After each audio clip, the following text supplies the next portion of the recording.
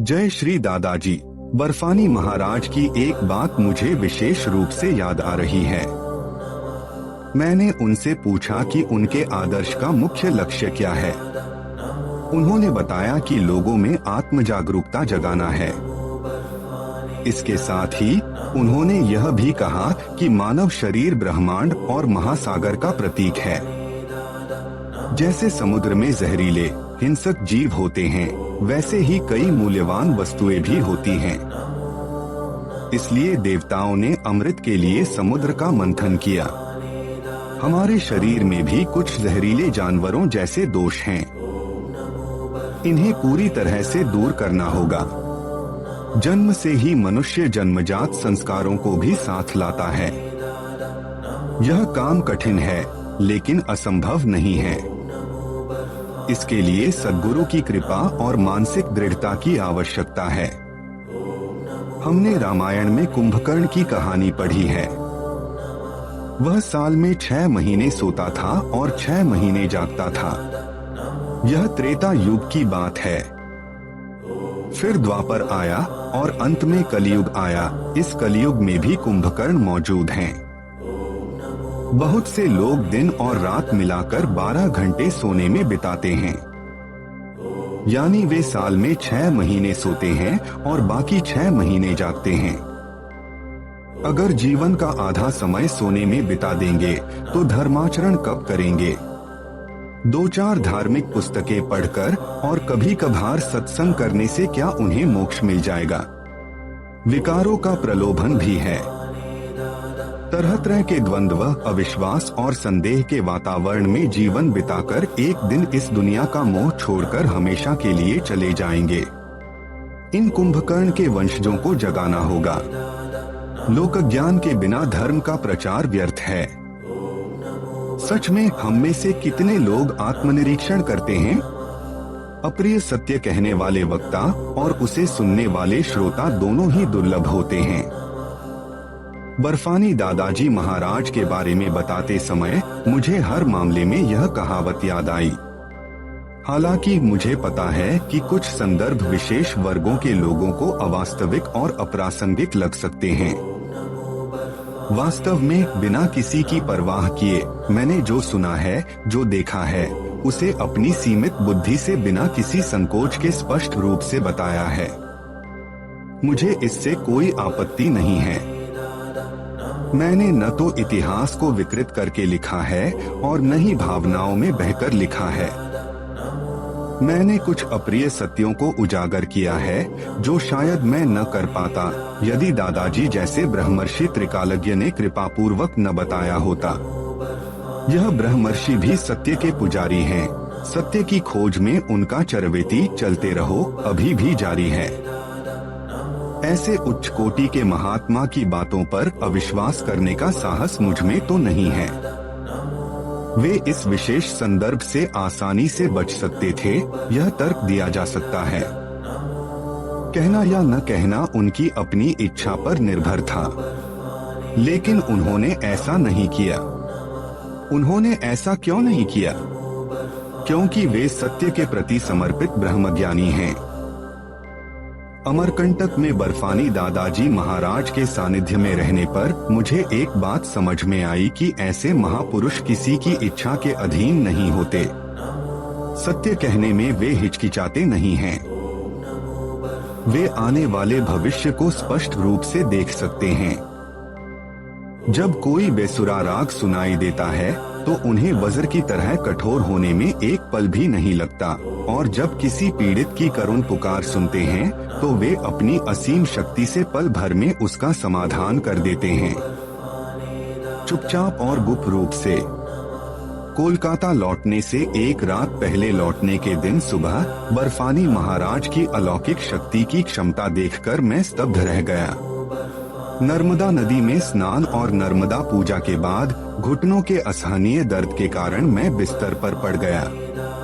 किसी तरह दोपहर का प्रसाद ग्रहण करके दर्द की तीव्रता से अपने कमरे में दांत भींच कर लेटा रहा। सुबह से दोपहर तक बर्फानी महाराज के पास जाने की मेरी हालत नहीं थी। असहनीय दर्द, दर्द की गोलियां होने के बावजूद दर्द में आराम नहीं मिला। उसी स्थिति में मैं श्री गुरु भगवान और बाबाजी महाराज का स्मरण मनन कर रहा था। बुम्बा मेरी प्रकृति जानता है। बर्फानी महाराज के पास जाने की तीव्र इच्छा होने के बावजूद वह जा नहीं सका।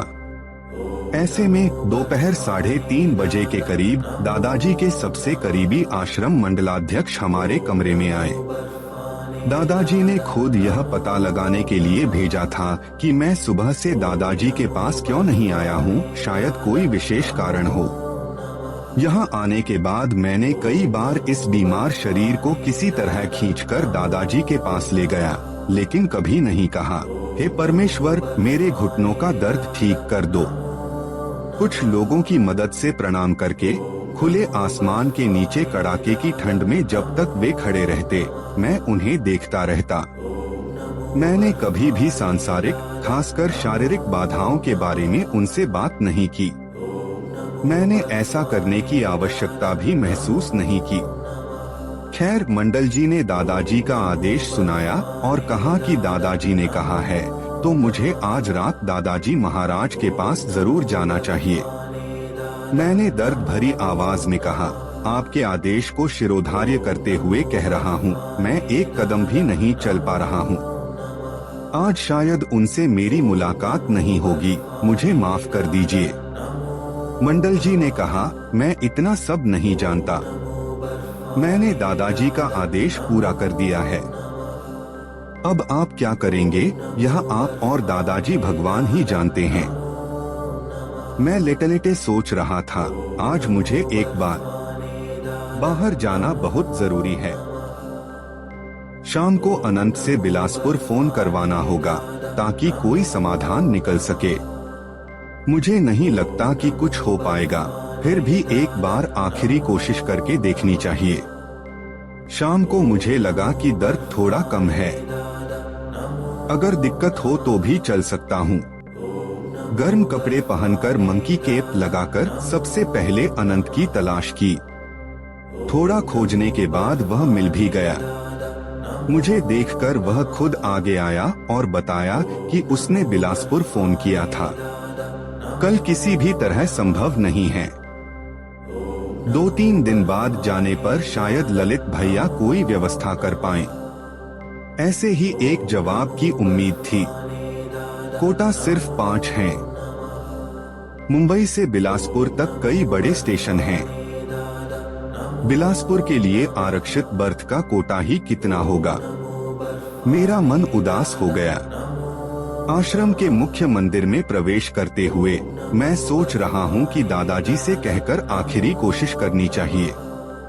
यहाँ आने के बाद मैंने उनकी अलौकिक शक्तियों के बारे में कई कहानियाँ सुनी हैं। वे महाविभूति संपन्न साक्षात भगवत स्वरूप हैं। वे कृपा करें तो असंभव चीजें भी संभव कर सकते हैं।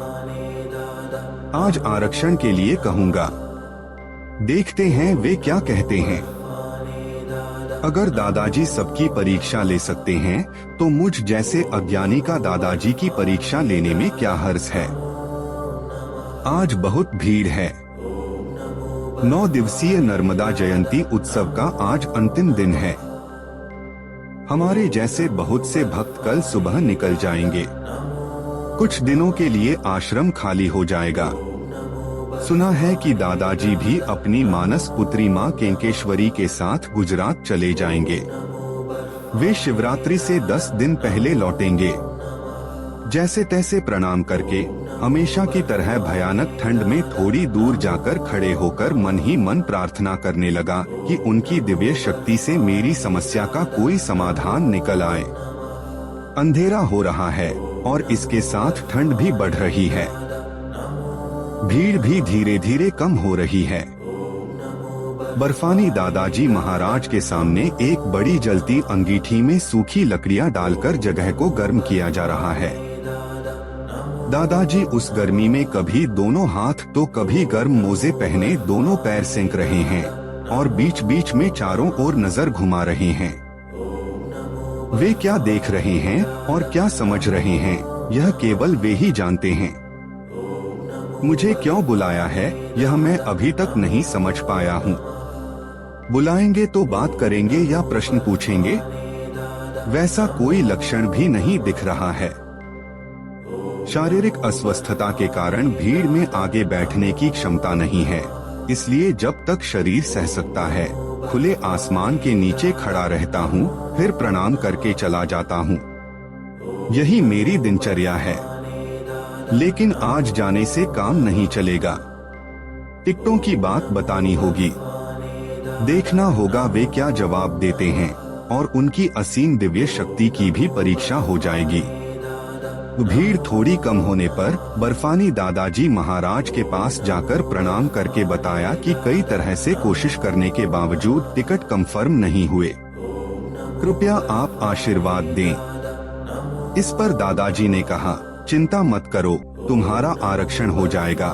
फिर पूछा कि मेरे पैर का दर्द कम हुआ है या नहीं।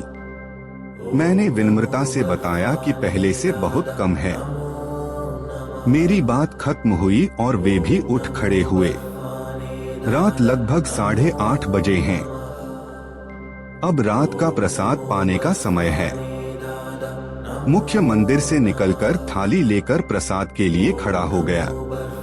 इस बार आज रात ही यहाँ आखिरी प्रसाद ले रहा हूँ, पता नहीं फिर कब आऊंगा। यहाँ आश्रम में दोनों समय चावल और रोटी के साथ दाल सब्जी मिलती है। लेकिन हर महीने कृष्ण पक्ष की एकादशी के दिन अनाज से बना कोई भी भोजन नहीं बनता या परोसा जाता है। अनाज से बने भोजन में चावल और रोटी भी आते हैं। उस दिन सिंघाड़े के आटे की पूरियां, लूची, रायता, रायते के साथ खीर, सब्जी, नींबू का अचार और अंत में फल दिए जाते हैं। दादाजी महाराज को अर्पित नैवेद्य का अधिकांश भाग अर्पण के बाद रसोई में वापस आ जाता है। वे लगभग कुछ भी ग्रहण नहीं करते। सौभाग्य से उस महानैवेद्य का थोड़ा हिस्सा मिल सकता है। इस अधम को 3 बार यह प्रसाद मिला है। मैं मन में कई विचार लिए सोने चला गया। अगर रिजर्वेशन नहीं हुआ तो क्या होगा?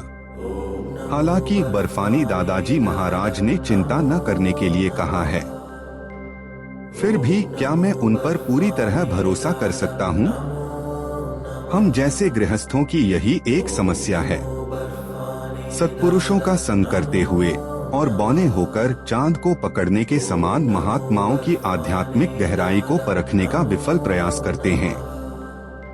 सब कुछ त्याग कर समर्पण करने से ही कुछ मिलता है, यह जानते हुए भी हम संदेहों में झूलते रहते हैं। दूसरों की बात छोड़ो, क्या मैं स्वयं पूरी तरह से विश्वास कर सकता हूँ?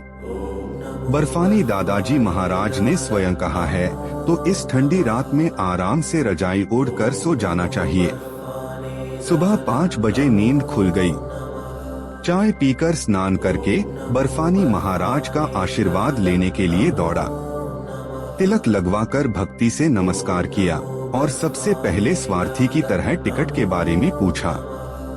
उन्होंने सुनकर मुस्कुराया और आपका काम हो गया, चिंता मत करो कहा।